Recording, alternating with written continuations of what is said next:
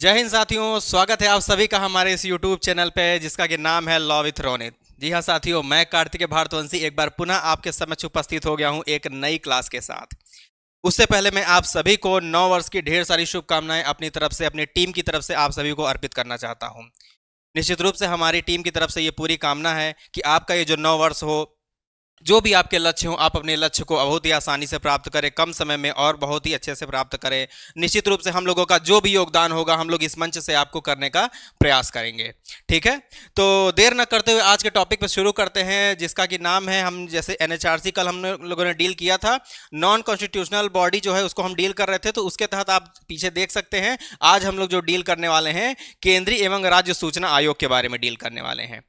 जी हाँ, केंद्रीय एवं राज्य सूचना आयोग के बारे में अगर मैं आपसे कहूं तो बेसिकली नाम से ही आपको स्पष्ट दिख रहा है, सूचना आयोग अर्थात इंफॉर्मेशन कमीशन कि जाहिर सी बात है कि अगर आप कोई चीज़ें करते हैं, आपके देश में कुछ हो रही हैं, तो देखिए हमारा जो देश है वो लोकतांत्रिक देश है, गणतंत्रात्मक तो है नहीं, लोकतंत्रात्मक है। यहाँ पर जनता का शासन होता है। हम क्या करते हैं, अपनी सरकारों को चुनते हैं अपने वोट के माध्यम से।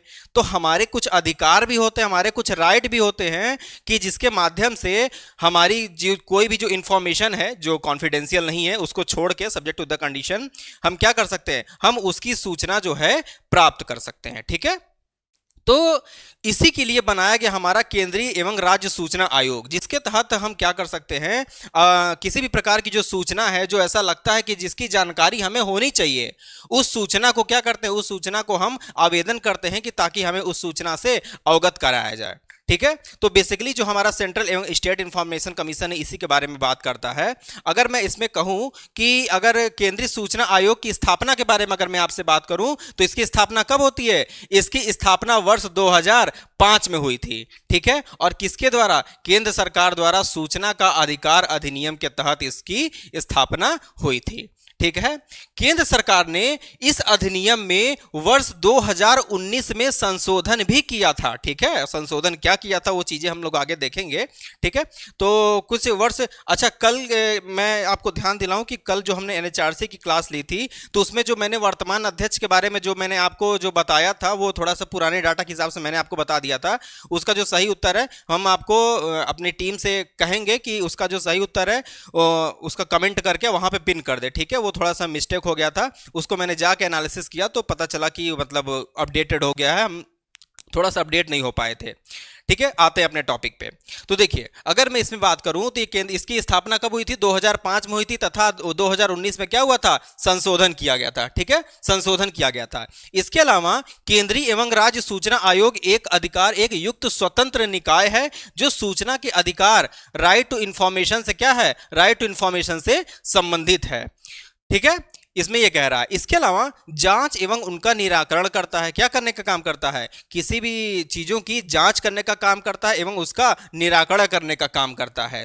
केंद्रीय सूचना आयोग जो है वो क्रमिक मंत्रालय के अंतर्गत आता है। आपसे सवाल पूछा जाएगा कि किस मंत्रालय के अंतर्गत आता है, तो आपका जवाब होना चाहिए कि यह क्रमिक मंत्रालय के अंतर्गत आता है। ठीक है, अब इसके बाद हम बात कर लेते हैं, इसके संरचना के बारे में बात कर लेते हैं। ठीक, तो देखिए अगर हम इसके संरचना के बारे में बात करेंगे तो केंद्रीय सूचना जो है, देखिए यहां क्या लिख रहा है, केंद्रीय सूचना आयोग में एक मुख्य आयुक्त एवं सूचना आयुक्त आते हैं। कौन कौन आता है, एक मुख्य आयुक्त आते हैं एवं एक सूचना आयुक्त आते हैं, जिनकी संख्या 10 से अधिक नहीं होनी चाहिए। यह पॉइंट आपको ध्यान देना होगा, 10 से अधिक उनकी संख्या नहीं होनी चाहिए।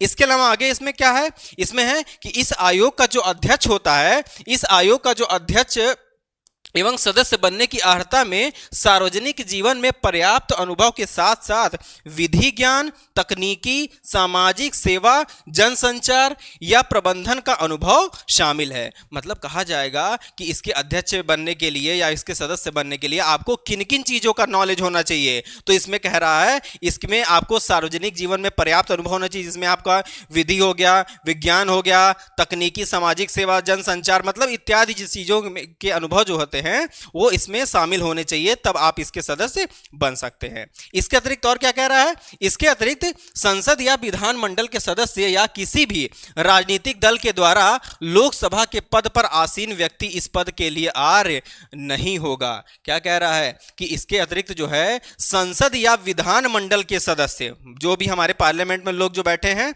ठीक है, या फिर जो हमारी स्टेट की अगर बात करें तो जो हमारे विधानमंडल में जो लोग बैठे हुए हैं, इनके सदस्य या किसी भी राजनीतिक दल के द्वारा, ठीक है, किसी भी राजनीतिक दल के द्वारा लाभ के पद पर, ठीक है, ये ध्यान दीजिएगा, लाभ के पद पर आसीन व्यक्ति। लाभ के पद का मतलब क्या होता है, एक प्रकार से आप मान लीजिए कि आप गवर्नमेंट एम्प्लॉय हो, लाभ के पद पर आसीन व्यक्ति इस पद के लिए क्या एलिजिबल नहीं होता है। ठीक, यहां तक समझ में आई। अब इसके बात करते हैं, नियुक्ति के बारे में बात कर लेते हैं। अगर हम इसके नियुक्ति के बारे में बात करेंगे तो केंद्रीय सूचना आयोग के अध्यक्ष एवं सदस्यों की नियुक्ति किसके माध्यम से होती है, प्रधानमंत्री के नेतृत्व में एक समिति की सिफारिश पर राष्ट्रपति के द्वारा की जाती है। ठीक है, पूछा जाएगा कैसे होती है, तो आप कहा जाएगा राष्ट्रपति के द्वारा होती है। कैसे होती है, प्रधानमंत्री के नेतृत्व में एक समिति की सिफारिश की जाती है जिसके द्वारा राष्ट्रपति क्या करता है, फिर नियुक्ति करने का कार्य करता है। अब इस समिति में होता क्या है, इस समिति में प्रधानमंत्री, ठीक है, इस समिति में देखिए प्रधानमंत्री, लोकसभा में विपक्ष का नेता या प्रधानमंत्री द्वारा मनोनीत एक केंद्रीय कैबिनेट मंत्री होता है। ठीक है, कौन कौन होता है, प्रधानमंत्री होता है, और लोकसभा में क्या कह रहा है, लोकसभा में विपक्ष का नेता, ठीक है, लीडर ऑफ ऑपोजिशन, तथा प्रधानमंत्री द्वारा मनोनीत एक केंद्रीय कैबिनेट, ठीक है, एक केंद्रीय कैबिनेट मंत्री इसमें होता है। ठीक, ये हमारी नियुक्ति के बारे में बात होती है। नियुक्ति में हमने क्या देखा, मोटा मोटी हमने देखा कि इसके केंद्रीय सूचना आयोग के जो अध्यक्ष होता है एवं सदस्यों की जो नियुक्ति होती है, ये प्रधानमंत्री के नेतृत्व में एक समिति की सिफारिश पर राष्ट्रपति के द्वारा की जाती है। इसके अलावा प्रधानमंत्री, लोकसभा एवं विपक्ष के नेता प्रधानमंत्री द्वारा मनोनीत एक केंद्रीय कैबिनेट मंत्री के द्वारा होता है। ठीक, यहां तक क्लियर हुआ। आगे बढ़ते हैं कार्यकाल के ऊपर। अगर मैं कार्यकाल के बारे में बात करूंगा तो मुख्य जो सूचना आयुक्त है एवं अन्य आयुक्तों का कार्यकाल केंद्र सरकार द्वारा निर्धारण किया जाता है। किसके द्वारा, केंद्र सरकार के द्वारा निर्धारण किया जाता है। ठीक है, यह संशोधन अधिनियम 2019 के आधार पर है। ठीक, इसमें कह रहा है कि उल्लेखनीय है कि इनकी पुनर्नियुक्ति की पात्रता नहीं होती, मतलब इनको दोबारा से अपॉइंटमेंट करने की जो पात्रता होती है वो नहीं होती है। ठीक, आगे देखते हैं। आगे अगर इसमें बात करेंगे तो क्या कह रहा है, राज्य सूचना के संदर्भ में भी यही प्रावधान है। अगर हम राज्यों के बारे में बात करेंगे तो उसमें भी यही प्रावधान है। आई बात समझ में, चलिए आगे देखते हैं। आई थिंक थोड़ा ब्लर दिख रहा होगा, नहीं ठीक है, क्लियर दिख रहा है। अगला हमारा पॉइंट क्या है, अध्यक्ष एवं सदस्यों को हटाना। इनके हटाने की क्या प्रक्रिया होती है, भाई नियुक्ति की जाएगी तो हटाने की भी कुछ प्रक्रिया होगी। किसी को किसी पद पर आप आसीन करते हैं, किसी प्रकार की शक्तियों को देते हैं, तो चूंकि वो अपनी शक्तियों का दुरुपयोग ना कर पाए, किसी संवैधानिक संस्था या असंवैधानिक संस्था का दुरुपयोग ना कर पाए, ऐसे कंडीशन में उनके लिए एक जवाबदेही बने, तो यह भी व्यवस्था की जाती है कि उनकी शक्तियों को अगर आप दे सकते हैं तो उनकी शक्तियों को आप ले भी सकते हैं। ठीक है, तो उसमें क्या क्या है देखिए, इसमें कह रहा है राष्ट्रपति मुख्य सूचना आयुक्त की नियुक्ति जो है निम्नलिखित स्थितियों में इनको क्या कर सकता है, हटा सकता है। कैसे कैसे हटा सकता है, पहला क्या कह रहा है कि मान लीजिए अगर वो दिवालिया हो जाते हैं, ठीक है, दिवालिया होने की स्थिति में। इसके अलावा अगला पॉइंट क्या कह रहा है, अगला कह रहा है कि नैतिक चरित्रहीनता के संदर्भ में अगर मान लीजिए वो दोषी पाए जाते हैं। ठीक, क्या कह रहा है, नैतिक चरित्रहीनता के संदर्भ में वो अगर वो दोषी पाए जाते हैं। इसके अलावा शारीरिक एवं मानसिक रूप से अपने दायित्वों का निर्वहन करने में अक्षम होते हैं। मतलब क्या कहने का मतलब, वो शरीर के रूप से मतलब सक्षम नहीं है या मानसिक रूप से पीड़ित हो गए, बीमार हो गए हैं, तो ऐसे में भी उनको हटाया जा सकता है। इसके अलावा अगला है कि कार्यकाल के दौरान किसी अन्य लाभ के पद पर होने पर, भाई उनको नियुक्ति की गई लेकिन वो क्या, वो किसी अन्य लाभ के पद पर भी क्या है, कार्यरत हैं, तो ऐसे कंडीशन में भी राष्ट्रपति उनको क्या कर सकता है, हटा सकता है।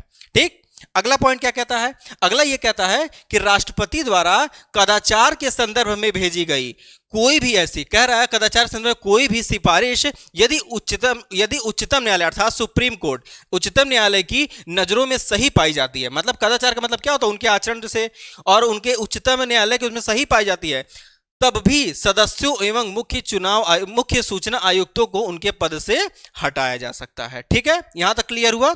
अब इसके बाद हम बात कर लेते हैं वेतन एवं भत्ते। एक बार फिर से हम आपको रिवीजन कर देते हैं कि राष्ट्रपति द्वारा कदाचार के संबंध में कोई सिफारिश यदि उच्चतम न्यायालय की नजरों में पाई जाती है, तब भी सदस्यों एवं मुख्य सूचना आयुक्तों को उनके पद से क्या किया जा सकता है, हटाया जा सकता है। ठीक, अगला पॉइंट हमारा बात करता है वेतन एवं भत्तों के बारे में। वेतन और भत्ते क्या होते हैं, देखिए, केंद्र सरकार द्वारा मुख्य सूचना आयुक्त तथा अन्य आयुक्तों के वेतन और भत्तों का निर्धारण किया जाएगा। यह संशोधन किसने, ये 2019 के संशोधन के माध्यम से बताया गया। ठीक, इसके बाद हमारा अगला पॉइंट क्या कहता है, केंद्रीय सूचना आयोग की शक्तियां एवं कार्य क्या होते हैं। भाई इनके पावर क्या होते हैं, इनके फंक्शंस क्या होते हैं, उसको समझ लेते हैं। अगर मैं इनके कार्यों के बारे में बात करूंगा तो जो आयोग होता है उनका यह दायित्व होता है कि वह जन सूचना अधिकारी की नियुक्ति न होने के कारण, क्या कह रहा है, सूचना अधिकारी की नियुक्ति न होने के कारण सूचना को प्रस्तुत करने में असमर्थ रहने पर किसी व्यक्ति द्वारा चाही गई जानकारी देने से मना करने का, निर्धारित समय में जानकारी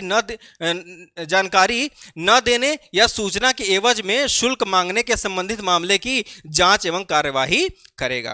कहने का मतलब यह है कि अगर किसी व्यक्ति से किसी प्रकार की जानकारी मांगी जाती है और वो मान लीजिए पब्लिक सर्वेंट है, वो किसी प्रकार का शुल्क का डिमांड करता है या फिर उसको वो जानकारी नहीं देता है, तो ऐसे मामलों में जांच करने का कार्य कौन करेगा, ये हमारा केंद्रीय सूचना आयोग ही जो है ये करेगा। इसकी ये शक्तियां होती हैं। ठीक है, आगे देखते हैं। अगला हमारा पॉइंट क्या कह रहा है, सूचना के अधिकार के संदर्भ में आयोग की दीवानी न्यायालयों की शक्तियां प्राप्त हैं जो निम्नलिखित हैं। अब इनको जो दीवानी न्यायालय की जो शक्तियां प्राप्त हैं वो क्या क्या हैं, आइए उनको एक एक करके देखते हैं। इसमें जो हमारी पहली शक्ति वो क्या है, किसी व्यक्ति को शपथ के साथ साथ लेकर प्रस्तुत होने के संदर्भ में समन जारी कर सकता है। कह रहा है कि किसी व्यक्ति को शपथ के साथ साक्ष्य लेकर प्रस्तुत होने के संदर्भ में, मान लीजिए किसी प्रकार की जानकारी मान लीजिए किसी व्यक्ति को चाहिए, तो सीधे कह दिया जाएगा कि ठीक है, अगर आपके पास किसी प्रकार का एविडेंस है, कोई जानकारी है, तो आप उसको लेके हमारे पास प्रस्तुत होइए। ठीक है, तो ये इसके लिए क्या हो सकता है, इसके लिए समन जारी किया जा सकता है। अगला पॉइंट क्या कह रहा है कि किसी दस्तावेज को मंगाकर उसका अन्वेषण तथा किसी कार्यालय न्यायालय से सार्वजनिक दस्तावेज मांगना। ठीक है, कह रहा है कि किसी दस्तावेज को क्या करना, मंगाकर उसका अन्वेषण का मतलब क्या होता है, जांच पड़ताल।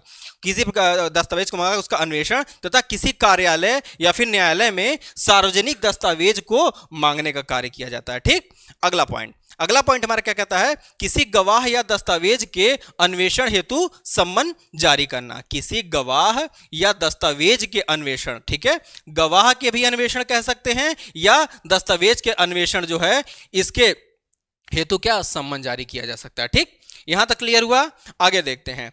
आयोग को यह शक्ति प्राप्त है कि वह लोक अधिकारी से अपने निर्णयों का अनुपालन जो है सुनिश्चित करे। ठीक, यहां तक क्लियर हुआ। आगे बढ़ते हैं। अगर कोई डाउट हो तो आप कमेंट सेक्शन में पूछ लीजिएगा, उसके आपको जवाब दे दिए जाएंगे। देखिए अगला पॉइंट हमारा क्या कहता है, राज्य सूचना आयोग की संरचना एवं नियुक्ति। इनकी संरचना क्या होती है, उनकी नियुक्ति क्या होती है। तो अगर राज्य सूचना आयोग में एक मुख्य आयुक्त तथा एक अन्य आयुक्त होते हैं, ठीक, इसके अलावा जिनका क्या कह रहा है होते हैं, जिनका संख्या 10 से ज्यादा नहीं होती है, नहीं होनी चाहिए।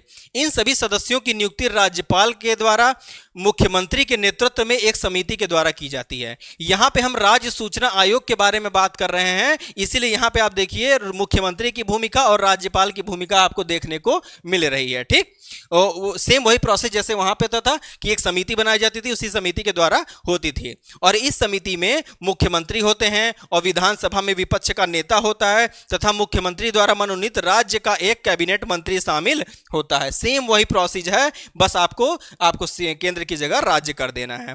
इसके अलावा इसके सदस्यों को की अर्हता के संबंध में वही सब शर्तें सम्मिलित हैं जो कि क्या, जो केंद्रीय सूचना आयोग के सदस्यों के में सम्मिलित है। ठीक, मतलब सारी चीजें वही हैं, बस आपको उसकी जगह राज्य कर देना है, केंद्र की जगह। अब आते हैं अगले पॉइंट पे कि इसकी शक्तियां एवं कार्य क्या होते हैं। अगर इसकी शक्तियां के बारे में बात करेंगे शक्ति कार्य के बारे में, तो राज्य सूचना आयोग के वैसे ही कार्य हैं जो केंद्रीय सूचना आयोग के हैं। दोनों के कार्यों की प्रकृति के संदर्भ में क्षेत्र का केवल अंतर है, और किसी चीज का अंतर है, केवल उनके क्षेत्र का अंतर है, जुरिसडिक्शन का अंतर है। ठीक, इसके अलावा केंद्रीय सूचना आयोग के क्षेत्राधिकार में पूरा देश आता है, जबकि राज्य सूचना आयोग में केवल क्या आता है, एक राज्य विशेष आता है। ठीक है, तो ये जो हमारा क्या है, ये हमारा जो आज हम लोगों ने जो टॉपिक देखा उसका ये अंतिम था। अब इसके अलावा जो हम अगला टॉपिक पढ़ेंगे उसको हम नेक्स्ट क्लास में डील करेंगे। आपकी आज की क्लास कैसी लगी कमेंट सेक्शन में जरूर बताइएगा। किसी प्रकार का डाउट हो तो उसको पूछना मत भूलिएगा। इसके अलावा जो मैंने कल में जो कुछ त्रुटि हुई थी उसको हम क्या करेंगे, कल वाले जो भी लेक्चर था उसमें हम उसका जो सही उत्तर करके उसको हम पिन कर देंगे, ताकि आप लोग को किसी प्रकार की दिक्कत ना हो। ठीक है, फिर मिलते हैं आपसे किसी अन्य क्लास में किसी अन्य टॉपिक के साथ। तब तक के लिए बहुत बहुत धन्यवाद। नववर्ष मंगलमय हो। Thank you so much.